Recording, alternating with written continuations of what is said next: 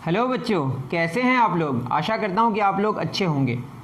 हम लोग आज शुरू करने जा रहे हैं जो NCERT साइंस है क्लास 9th का, उसका जो फिज़िक्स वाला एक चैप्टर है उसमें है force and laws of motion. ठीक है, force and laws of motion में या forces and laws of motion जो भी है उसको हम लोग डिस्कस करेंगे। और उसमें जो एक्सरसाइजेज है उन एक्सरसाइजेज के जो क्वेश्चंस हैं उसमें बस वो क्वेश्चंस हम पहले करेंगे डिस्कस जो न्यूमेरिकल हैं, मतलब जिसमें कैलकुलेशन वाली बात है। ठीक है, कुछ और भी क्वेश्चंस हैं, वक्त बचा तो उस पर भी डिस्कस ज़रूर करेंगे। तो अगर एक्सरसाइज आप देखिएगा force and laws of motion में या forces and laws of motion है, क्या चैप्टर का नाम है एक बार देख लेते हैं। ठीक है, इसका नाम है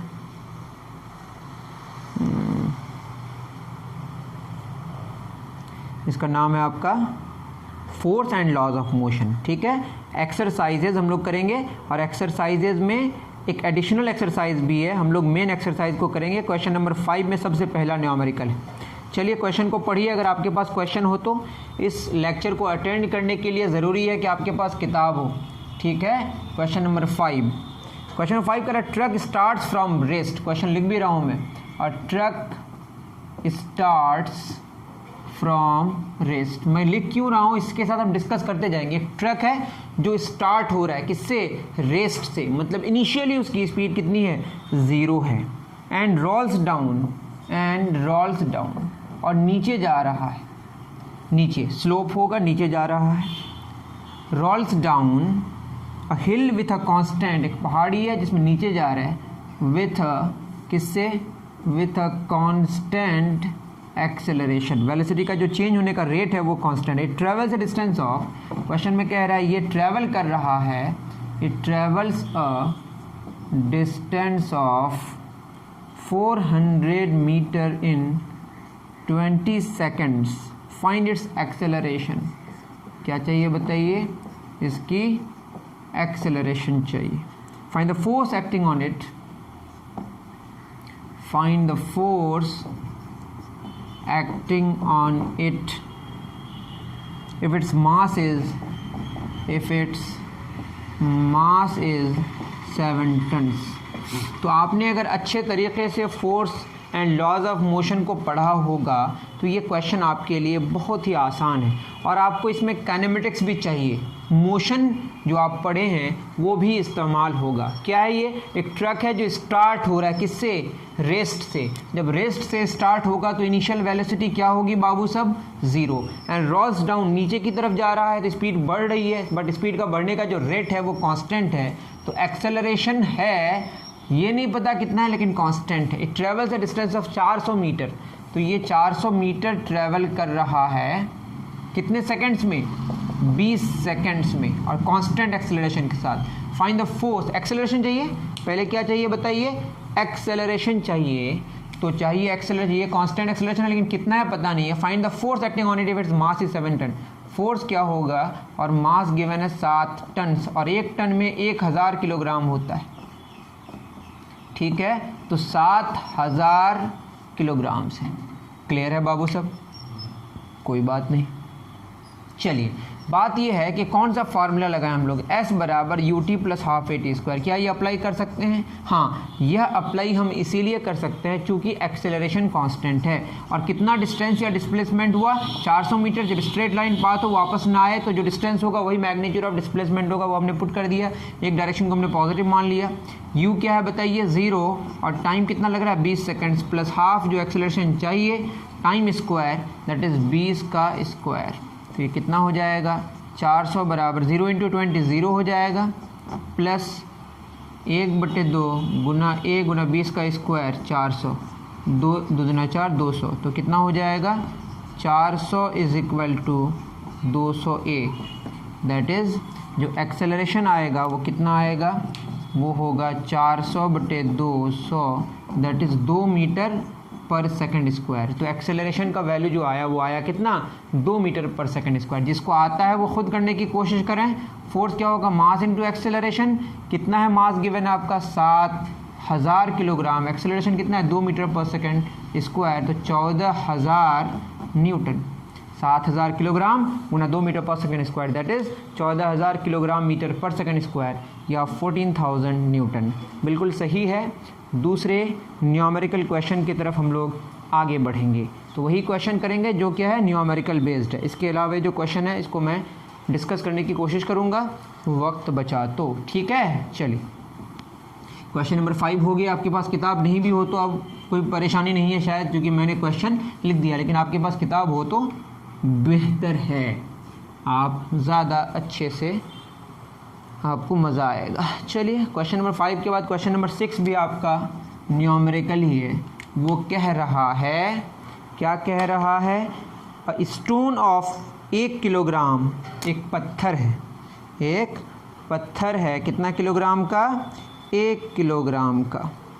स्टोन ऑफ 1 किलोग्राम, एक पत्थर है कितना किलोग्राम का, 1 किलोग्राम का, is thrown with a velocity, is thrown with अ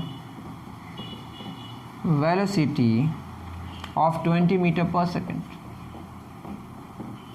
कोई बात नहीं, across the frozen surface, across the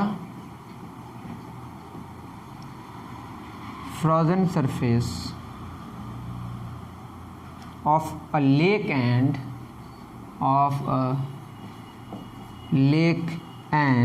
comes to rest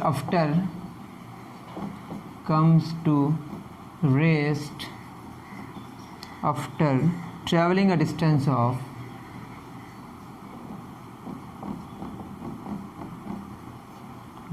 of 50 metre.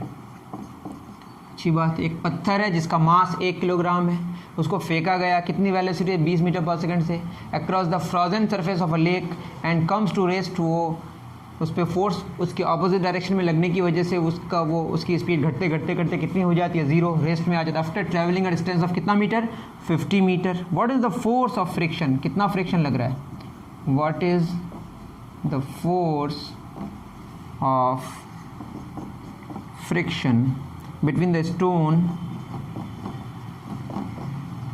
and the ice।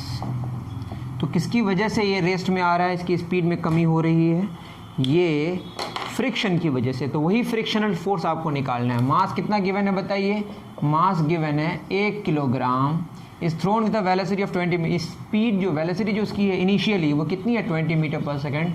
यहाँ मान लेंगे सारी चीज़ें जो हो रही हैं यहाँ पे मोशन में है, और ये मोशन में जो भी होगा वो स्ट्रेट लाइन में होगा और पलटी नहीं मारेगा, ये सारी चीज़ें हम लोग एज्यूम करेंगे। And comes to rest after travelling a distance of 50 metre, और डिस्प्लेसमेंट कितना हो गया आपका 50 metre. What is the force of friction, force of friction मांगा है, फोर्स ऑफ फ्रिक्शन F क्या होगा, फ्रिक्शनल फोर्स। ठीक है, कोई बात नहीं है। तो आपको क्या चाहिए होगा, फोर्स निकालने के लिए पहले एक्सेलरेशन चाहिए होगा। 20 मीटर पर सेकंड से चल रहा था, फाइनली वो रुक गई, तो फाइनल वेलोसिटी कितनी हो गई, 0। तो हम लोग कौन सा फार्मूला इस्तेमाल करेंगे कि बेटर होगा, हमारे पास क्या है बताइए, v² बराबर u² प्लस 2as, जानते होंगे आप।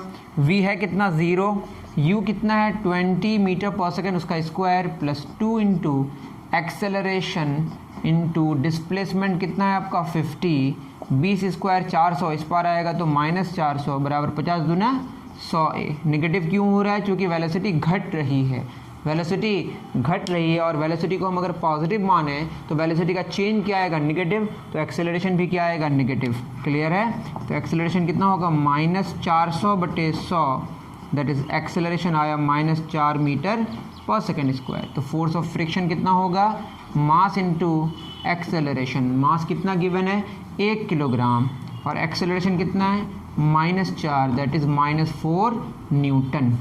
ठीक है, तो अगर मैग्नीट्यूड ऑफ फोर्स की बात करें तो 4 न्यूटन हुआ, और नेगेटिव क्यों आया, जिस डायरेक्शन में चीज़ जा रही है, जिस डायरेक्शन में पत्थर जा रहा है उसके ऑपोजिट डायरेक्शन में क्या लग रहा है, फोर्स लग रहा है। बात समझ आ रही है, स्टोन और आइस के बीच फ्रिक्शनल फोर्स लग रहा है, और ये फ्रिक्शनल फोर्स वेलोसिटी को डिक्रीज़ करा रहा है। तो वेलोसिटी का जो डिक्रीज़ करने का जो रेट है वो 4 मीटर पर सेकेंड है, और जो फोर्स लग रहा है उस स्टोन पर वो 4 न्यूटन का लग रहा है। ठीक है, उतार लीजिए तो फ्रिक्शनल फोर्स कितना हो गया 4 न्यूटन। कितना न्यूटन 4 न्यूटन। चलिए नेक्स्ट क्वेश्चन की तरफ हम लोग रवाना होते हैं। अब आप देखिए क्वेश्चन नंबर 6 हो गया। 7 भी आपका कैसा क्वेश्चन है, 7 भी न्यूमेरिकल क्वेश्चन है। तो क्वेश्चन नंबर 7 की तरफ हम लोग चलते हैं। आपके पास किताब होनी चाहिए, मैं फिर कह रहा हूँ। क्वेश्चन नंबर 7 कह रहा है 8000 किलोग्राम इंजन, कितना 8000 किलोग्राम का इंजन है। मैं यहाँ पे क्वेश्चन अब नहीं लिखूँगा, अब क्वेश्चन का सॉल्यूशन करूँगा। आपके पास बुक होनी चाहिए। 8000 kilogram engine, that is mass of engine given है 8000 किलोग्राम, ठीक। और 8000 kilogram engine pools a train of 5 wagons, एक ट्रेन को खींच रहा है, उसमें कितने वैगन्स हैं 5 वैगन्स। ये इंजन है 5 वैगन्स को खींच रहा है। Mass of each wagon is equal to 2000 kilogram. फिर मैं कह रहा हूँ, क्वेश्चन में बोला है कि इंजन है 8000 किलोग्राम का इंजन है, जो 5 वैगन्स वाले ट्रेन को क्या कर रहा है, खींच रहा है। और एक एक वैगन बोलते हैं, आप देख लीजिएगा क्या है ना, 5 डब्बे को खींच रहा है और एक एक डब्बे का जो मास है वो 2000 किलोग्राम है। If the engine exerts a force of 40,000 Newton, force जो इंजन लगा रहा है वो कितना लगा रहा है बताइए 40,000 Newton. And the track offers a friction, और जो फ्रिक्शनल फोर्स लग रहा है वो कितना लग रहा है, फ्रिक्शनल फोर्स लग रहा है 5000 न्यूटन, जो कि इसके ऑपोजिट डायरेक्शन में लगेगा। देन कैलकुलेट नंबर ए, ये क्या मांगा था, net accelerating force. Net accelerating force क्या होगा, बी में पूछा है एक्सेलरेशन ऑफ द ट्रेन क्या होगा, सी में पूछा है force of wagon 1 on wagon 2। चलिए इस क्वेश्चन को समझने की कोशिश करते हैं। क्वेश्चन में कह रहा है कि एक इंजन है, ठीक है, ये हमारा रेलवे ट्रैक है, ये इंजन है हमारा, ठीक है। ये इंजन के पीछे 5 और भी डब्बे हैं जो लगे हुए हैं, ये डब्बा 1, ये डब्बा 2, ये डब्बा 3, ये डब्बा 4, ये डब्बा 5, ठीक। तो इंजन के पीछे 5 डब्बे हैं, डब्बा 1, डब्बा 2, डब्बा 3, डब्बा 4, डब्बा 5, ठीक है। अब बताइए इंजन फोर्स लगा रहा है इन वैगन्स पे कितना 40,000 न्यूटन, और इंजन का मास है 8000 किलोग्राम। तो इस पूरे सिस्टम पे अगर देखें कितना 8000, 40,000 न्यूटन, कितना न्यूटन 40,000 न्यूटन आगे लग रहा है, और फ्रिक्शन जो पीछे लग रहा है वो कितना लग रहा है बताइए, फ्रिक्शन पीछे लग रहा है कितना 5000 न्यूटन। एक फोर्स आगे एक फोर्स पीछे, तो नेट फोर्स क्या होगा, दोनों का डिफरेंस। और कौन बचेगा, जो ज़्यादा होगा। तो किस डायरेक्शन में ज़्यादा लग रहा है बताइए, राइट डायरेक्शन में, इस फिगर के हिसाब से। तो नंबर 1 जो नेट एक्सेलरेटिंग फोर्स होगा, नेट एक्सेलरेटिंग फोर्स वो क्या होगा 40, इस डायरेक्शन को हम क्या मान लिए positive, 40,000 minus 5,000 that is 35,000 Newton, ठीक है। अब बी में क्या बोला है, एक्सेलरेशन ऑफ द ट्रेन। तो एक्सेलरेशन क्या होगा बताइए, पूरा का पूरा हमारा मास लेना पड़ेगा। फोर्स का फार्मूला क्या बताइए, मास इनटू एक्सेलरेशन। तो एक्सेलरेशन क्या होगा, फोर्स बटे मास। तो फोर्स कितना है बताइए 35,000 बटे, ये सब एक साथ चल रहा है तो एक्सेलरेशन सबका सेम होगा। मास कितना बताइए, टोटल मास ये 8000 है ना, 8000 हमारा इंजन का हो गया, प्लस कितना वैगन्स हैं 5 वैगन्स, एक का 2000 किलोग्राम है, गुना 5, 2 5 10,000, 10 और 8 18,000, दैट इज़ 35,000 बटे 18,000, 35 बटे 18 मीटर पर सेकंड स्क्वायर, ये एक्सेलरेशन निकला। ये आपका सॉल्व करके आता है 1.94 मीटर पर सेकंड स्क्वायर। कितना 35 बटे 18, 1.94 approx 1.94 metre per second square. ये तो एक बात हो गई। लास्ट क्वेश्चन है सी, ये आपके आंसर में भी पता नहीं क्यों नहीं गिवन है। सी में बोला force of wagon on wagon 2, तो 1 किस पर लगा रहा है, 2 पर फोर्स लगा रहा है। तो एक बात बताइए, जिस पर लगा रहा है 2 पर, इस पर जो फोर्स लगेगा, ये फोर्स कितने पे लगा रहा है, 1 2 3 4, टोटल कितने सारे हमारे पास, इंजन कितने पर लगा रहा है बताइए, 1 2 3 4 5 पर। 1 किस पर लगा रहा है, 2 पर 3 पर 4 पर 5 पर। तो सी में जो हमारा होगा 1 किस पर लगा रहा है, 2 पर। तो 1 किस पर लगा रहा है, अगर मैं ठीक कर रहा हूँ तो फोर्स का फॉर्मूला क्या होगा, मास इनटू एक्सेलरेशन। तो कितने सारे होंगे, 4 बचे ना, 1 2 3 4, तो ये 4 ही लेंगे हम लोग, 1 2 3 4। 1 किस पर लगा रहा है, 2 पर, लेकिन इसके पीछे कितने सारे हैं, और 4 हैं। दैट इज मास कितना हो जाएगा, 4 दूना 2 गुना 4000 मास हो गया। और एक्सेलरेशन तो सबका सेम है, वो कितना आया, 35/18, जो भी आएगा वो न्यूटन में आएगा। तो ये आप कर लें। तो यहाँ पे अगर आपको कन्फ्यूज़न हो तो आप मुझे ज़रूर बताएं। इसका आंसर भी नहीं है गिवन, तो हम नहीं समझा पा रहे हैं कि मतलब ये हम वेरीफाई नहीं कर पा रहे हैं कि सही कि गलत है। फिर मैं कह रहा हूँ 1 किस पर लगा रहा है, 2 पर, लेकिन इसके पीछे कितने सारे हैं हमारे वैगॉन्स, 4 हैं। तो चारों का मास लिया और एक्सेलरेशन तो सबके लिए सेम होगा, वो मैंने पुट कर दिया। फर्स्ट और सेकंड बिल्कुल सही है। तो आपको अगर सी में कन्फ्यूज़न हो तो आप कमेंट सेक्शन में ज़रूर मुझे बताएँ। चलिए क्वेश्चन नंबर 7 हो गया। अब किसकी बात करेंगे, आपके पास किताब होनी चाहिए, मैं क्वेश्चन लिखना छोड़ दिया हूँ, ठीक है। अब आइए क्वेश्चन नंबर 7 हो गया। क्वेश्चन नंबर 8 भी आपका क्या है, 8 में कह रहा है, 8 में क्या कह रहा है देख लेते हैं। 8 में कह रहा है कि an automobile vehicle has a mass of 1500 kilogram. एक ऑटोमोबाइल है, कार है या कुछ भी है इस तरह से, ठीक है। वो कितना किलोग्राम का है, 1500 किलोग्राम का। मास है 1500 kilogram. What must be the force between the vehicle and the road if the vehicle is to be stopped? Stop करना है, मतलब फाइनली इसको रोकना है, और ये फाइनल वेलोसिटी है, ठीक है। If the vehicle is to be stopped with a negative acceleration of, acceleration negative होना है तभी तो वो रुकेगा ना। पहले वो चल रही थी, उसको रोकना है तो उसकी वेलोसिटी को क्या करना पड़ेगा, घटाना पड़ेगा। घटाने वेलोसिटी का घटाने का रेट नेगेटिव आएगा, क्योंकि वेलोसिटी अगर पॉजिटिव लें और वेलोसिटी घट के 0 हो जाए तो एक्सेलरेशन क्या आएगा, नेगेटिव आएगा। ये आया 1.7 मीटर, लिखा हुआ भी है। तो फोर्स कितना लगाना पड़ेगा, सिंपल सी बात है भाई, फोर्स का क्या, मास इंटू एक्सेलरेशन। मास कितना है 1500 किलोग्राम और एक्सेलरेशन है -1.7 मीटर पर सेकंड स्क्वायर। सब ऐसा यूनिट में, तो आंसर न्यूटन में आएगा।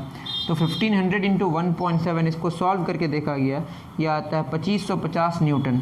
एक बार मैं देख लेता हूँ कितना, 1500 इंटू 1.7, ये आ रहा है 2550 न्यूटन।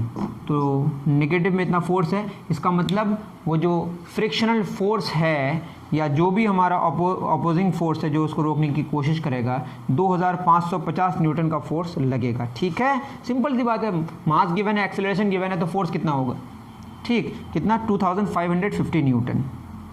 उसके बाद क्वेश्चन नंबर 9 आपका न्यूमेरिकल ने बस बोला है कि मोमेंटम का फॉर्मूला क्या, मास इंटू वेलोसिटी, तो आप जानते ही हैं। अब क्वेश्चन नंबर 10 अच्छा क्वेश्चन है। 8 समझ आ गया आप लोगों को, उम्मीद करता हूं कि आपको समझ आ रहा होगा, ठीक है बच्चों। क्वेश्चन नंबर 10 कह रहा है with using a horizontal force of 200 newton. कौन सा force, horizontal force, horizontal force बोला है, कितना न्यूटन, 200 न्यूटन, ठीक है।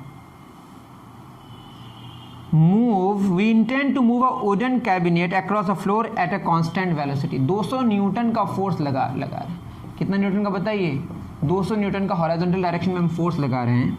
तब भी एक यूनिफॉर्म को बोल रहा है कि we intend to move a wooden cabinet, ये वुडन कैबिनेट है, across a floor at a constant velocity. ये किस में चल रहा है बताइए, कांस्टेंट वेलोसिटी में। अब बताइए फोर्स लगने के बाद भी वेलोसिटी कांस्टेंट कैसे हो सकता है, फोर्स लगने का मतलब वेलोसिटी चेंज होगा ना, वेलोसिटी कांस्टेंट बोला है। What is the friction force, अब देखिए question, what is the friction force, friction force क्या होगा, that will be exerted on the cabinet.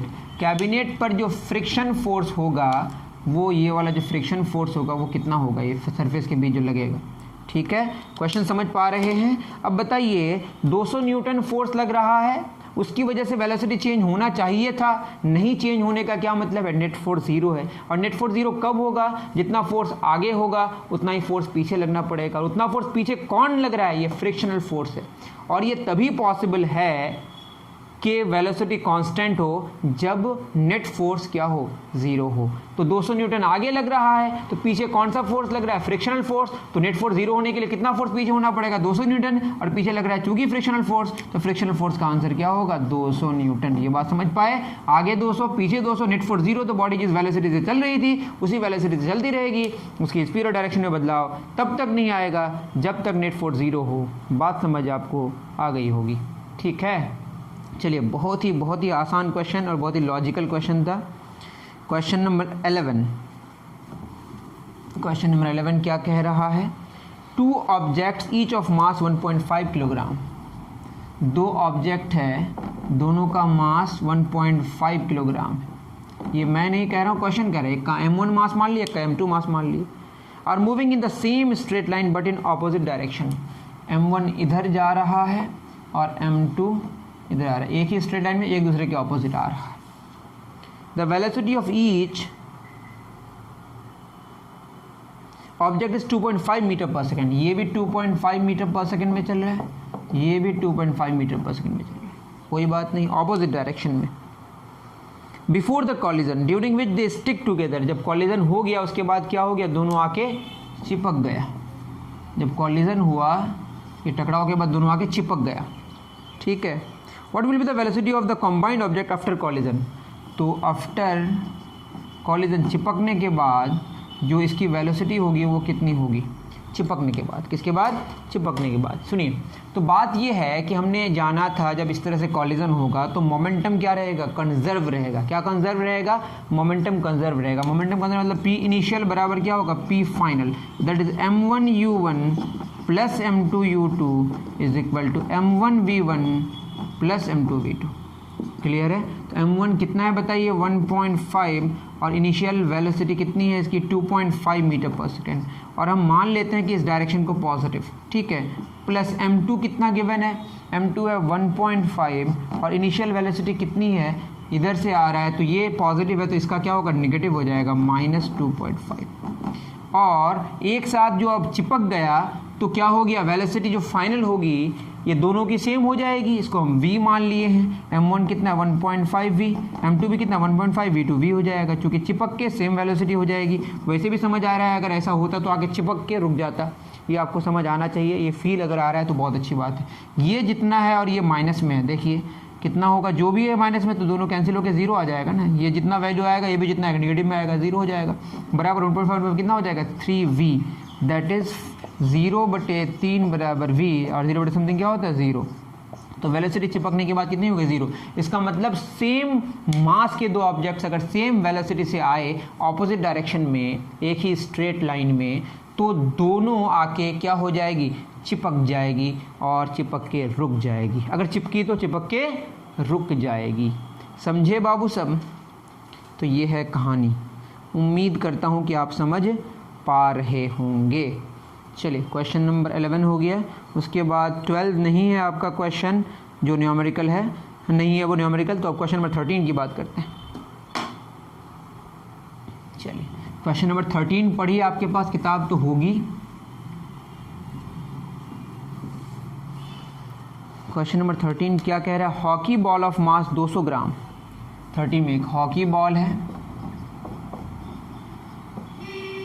मास कितना है बताइए, मास है 200 ग्राम। इसको आप किलोग्राम में कन्वर्ट कर सकते हैं। Travelling at a speed of 10 metre per second, कितना स्पीड में चल रहा है वो, 10 मीटर पर सेकेंड में। Is struck by a hockey stick so as to return it along its original path. मतलब इनिशियली ये 10 मीटर पर सेकेंड में चल रहा है इस डायरेक्शन में, उसके बाद स्ट्रक होने के बाद दूसरे हॉकी बॉल से तो वो क्या ऑपोजिट डायरेक्शन में फिर आ रहा है, ठीक है, with velocity of 5 metre per second. Finally कितनी हो गई, इसको अगर हम पॉजिटिव माने तो नेगेटिव होगा, -5 मीटर पर सेकेंड। समझ पा रहे हैं आप, वापस आ रहा है। Calculate the change in momentum, momentum का चेंज मांगा है, चेंज इन मोमेंटम क्या होगा। Occurred in the motion of the hockey ball by the force applied by the hockey stick.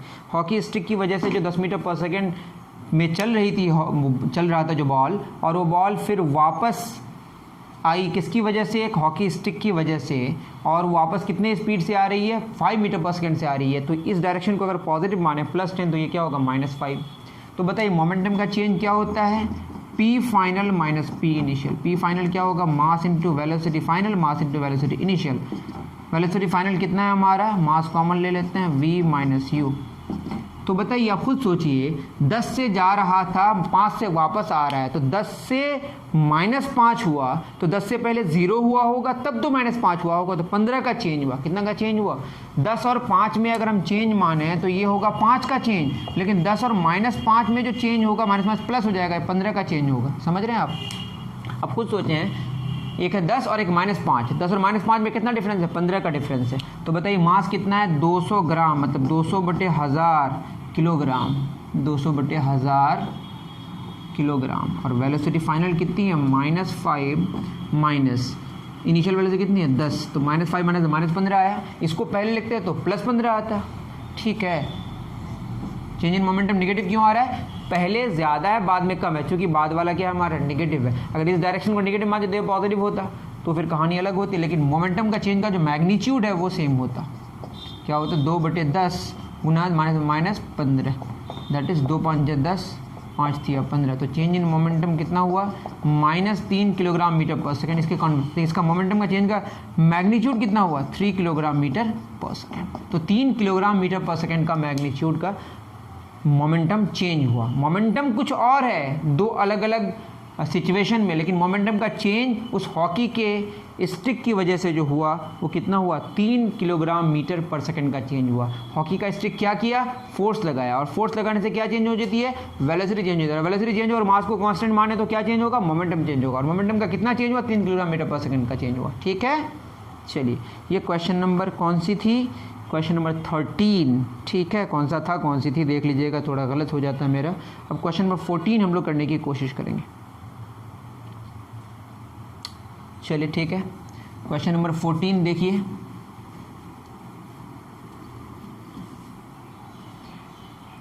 Question number 14 क्या कह रहा है, 14 कह रहा है अ बुलेट ऑफ मास 10 ग्राम। एक बुलेट है, मतलब बुलेट कौन सा बुलेट, गाड़ी नहीं, वो जो बंदूक से निकलती है। तो मास कितना है 10 ग्राम, मतलब 10/1000 किलोग्राम। ऐसे आपको भी सॉल्व करना सीखना है, 1/100 किलोग्राम।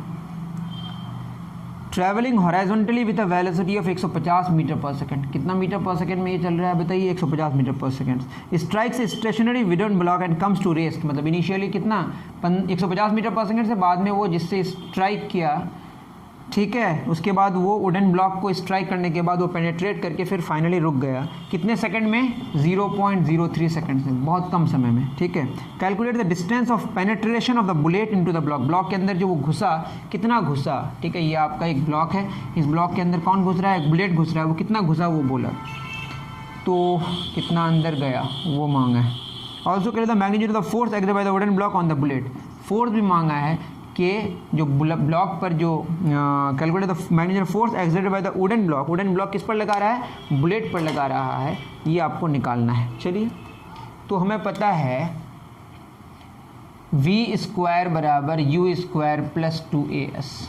बताइए v कितना हो जाएगा हमारा, v तो 0 है, u² दैट इज़ u कितना है हमारा 150 का square plus 2 into acceleration negative में आएगा, चूँकि वेलोसिटी घटा रहा है और जिधर जा रहा है उस वेलोसिटी को हम पॉजिटिव माने, और एक्सेलरेशन कितना है वो निकालना है, और डिस्टेंस कितना कवर किया वो भी निकालना है। बट एक्सेलरेशन कैसे निकलेगा, v minus u by T, और वेलोसिटी है कितने गिवन, वेलोसिटी गिवन है 0, और u कितना है, u है आपका 150, और टाइम लग रहा है 0.03, दैट इज़ -150, पॉइंट हटा देंगे तो 2 0 और ऊपर जाएगा 3, तो -5000 मीटर पर सेकेंड स्क्वायर। बहुत ही हाई एक्सेलरेशन है और होता भी है।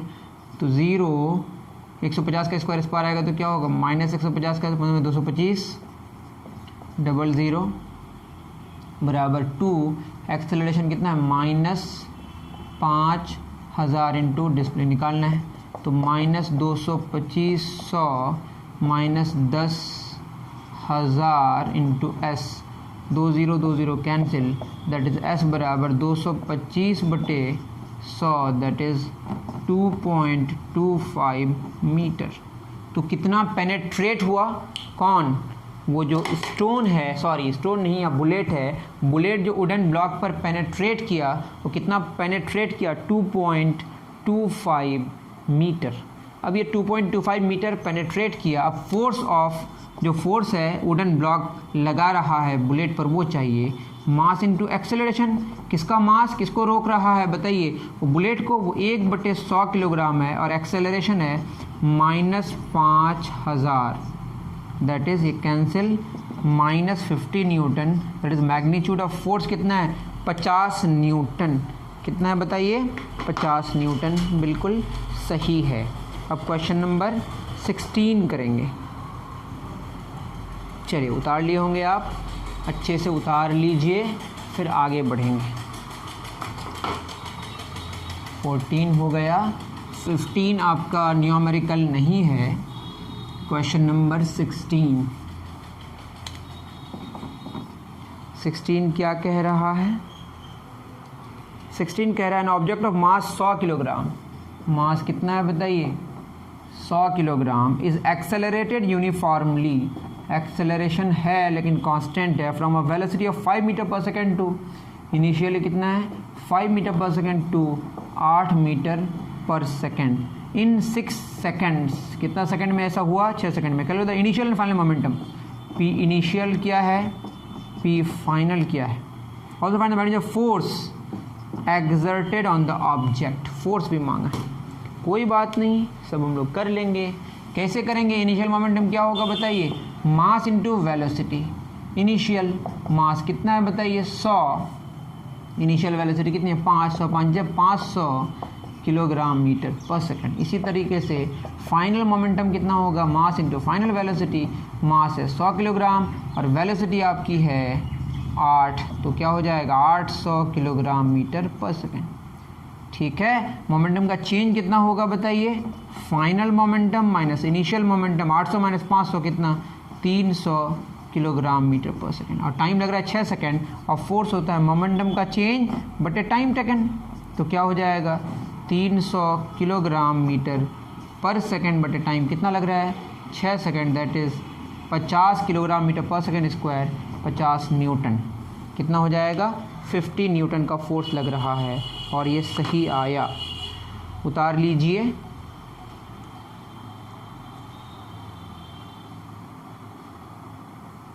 चलिए उतार लिए होंगे। अब क्वेश्चन नंबर 18 पर हम लोग डिस्कस कर रहे हैं कि ये कह क्या रहा है।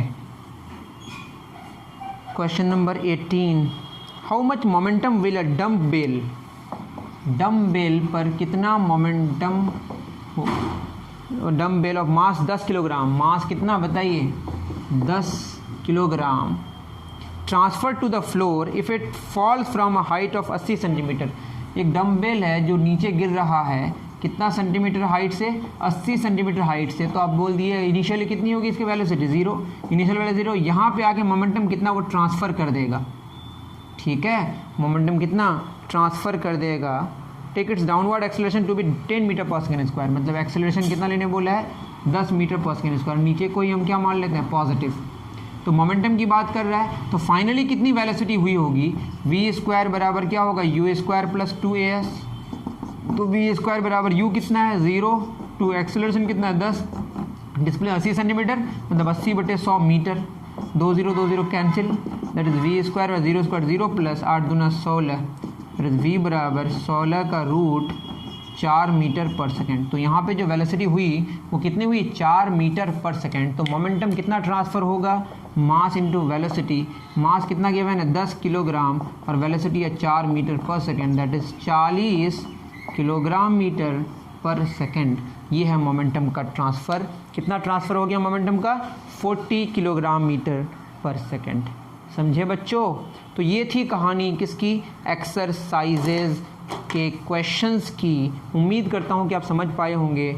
ठीक है, आप अपने अपने स्तर पे मतलब अपने जो आपने जो किया, अगर आपको बात समझ आई तो ग्रुप में आप सारी चीज़ों को सबमिट करें जैसे मैंने बता के रखा है।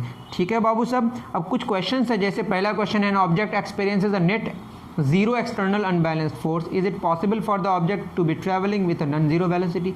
तो नेट फोर्स अगर क्या हो जाए, ज़ीरो हो जाए, क्या मैंने बताया था पहला क्वेश्चन, ये आपको खुद करना है। थोड़ा टाइम बचा हुआ है, 4-5 मिनट में मैं डिस्कस कर देता हूँ, उसके बाद इन क्वेश्चंस को भी आप करके सबमिट करें। ठीक है, an object experience net zero, कितना नेट ज़ीरो फोर्स, टोटल जो अनबैलेंस्ड फोर्स है वो कितना फोर्स है, ज़ीरो। तो टोटल फोर्स आपका ज़ीरो है, तो क्या ये चल सकता है नॉन ज़ीरो वेलोसिटी से। तो फोर्स मैंने बताया जब ये नेट फोर्स ज़ीरो हो जाए तो क्या होगा बताइए, चेंज इन मोमेंटम बटे टाइम टेकन, ये क्या होगा zero, that is mass into velocity, final mass into velocity initial बटे टाइम टेकन क्या होगा ज़ीरो, मतलब mv माइनस mu बराबर ज़ीरो। यहाँ मास को हम कांस्टेंट रख के बात कर रहे हैं, तो mv बराबर mu, mm कैंसिल, तो वेलोसिटी बराबर। तो हमने क्या बोला था कि नेट फोर्स अगर ज़ीरो हो जाए तो हाँ बॉडी चल सकती है, लेकिन उसके वेलोसिटी में बदलाव नहीं आएगा। रुका हुआ था तो रुका हुआ रहेगा, और चलेगा तो उसकी स्पीड और उसके डायरेक्शन में कोई बदलाव नहीं आएगा। वही सारी बातें लिखनी है। दूसरा नंबर बोला है, ये आपको करना है, when a carpet is beaten with stick dust comes out of it, explain. जो कारपेट को हम किसी स्टिक से पीटते हैं तो कारपेट पर फोर्स लगाने की वजह से कारपेट तो आगे चला जाता है, ठीक है, कारपेट आगे जाता है, और जहाँ जहाँ कौन है वो जो डस्ट है, तो डस्ट और कारपेट एक सिस्टम में था, उस सिस्टम का जो हमारा नेट मोमेंटम है वो कंजर्व रहने की वजह से वो जो आगे चला जाता है, तो पीछे किसकी वेलोसिटी हो जाती है, डस्ट की। या यूँ समझें कि जब हमने क्या किया, उसको आगे धकेला स्टिक से, तो वो तो चला गया आगे, कौन, जो कारपेट है, लेकिन डस्ट वहाँ आगे कैसे जाएगा, डस्ट पर जहाँ हम पीट रहे हैं वही वाले डस्ट आगे जाएंगे, लेकिन जो डस्ट और जगह लगा हुआ है वो डस्ट वहीं पे रहना चाहेगा इनर्शिया ऑफ रेस्ट की वजह से, और यूँ ही कारपेट आगे गया, डस्ट ग्रेविटी की वजह से नीचे गिर जाता है। तो ये इनर्शिया ऑफ रेस्ट की वजह से ऐसा होता है। Why is it advise to tie any luggage kept on the roof of bus with rope. अगर ऐसे ही हम रख दें बस के ऊपर किसको, लगेज को, तो लगेज पीछे गिर जाएगा या आगे चला जाएगा। क्यों ऐसा होगा, क्योंकि जब गाड़ी रुकी हुई रहती है और गाड़ी अचानक जब स्टार्ट होगी तो रेस्ट से मोशन में आएगा, लेकिन वो जो लगेज है वो तो रेस्ट में ही रहना चाहेगा ना, तो इनर्शिया ऑफ रेस्ट की वजह से उसको बैकवर्ड की तरफ क्या लगेगा, फोर्स लगेगा, और वो पीछे चला जाएगा। ठीक है, A batsman hits a cricket ball which then rolls on a level ground. After covering a short distance, the ball comes to rest. The ball slows to stop because क्यों ऐसा हो जाता है? The batsman did not hit the ball hard enough. बेकार बात है. Velocity is proportional to the force exerted on the ball. बेकार बात है. There is a force on the ball opposing the motion. जो फ्रिक्शनल फोर्स है उसी की वजह से ऐसा होता है. ठीक है, उसके बाद एक क्वेश्चन है मास इनटू वेलोसिटी, खुद कर सकते हैं. तो इस तरीके से बहुत सारे क्वेश्चंस हैं जो न्यूमेरिकल्स नहीं हैं, ठीक है, वो भी आप करने की कोशिश करें, और अच्छे तरीके से इंटरनेट का भी सहारा ले सकते हैं, लेकिन आपको समझ आना चाहिए चीज़ें, और आप सबमिट करें अच्छे तरीके से. ठीक है, मिलते हैं नेक्स्ट वीडियो में. Thank you very much.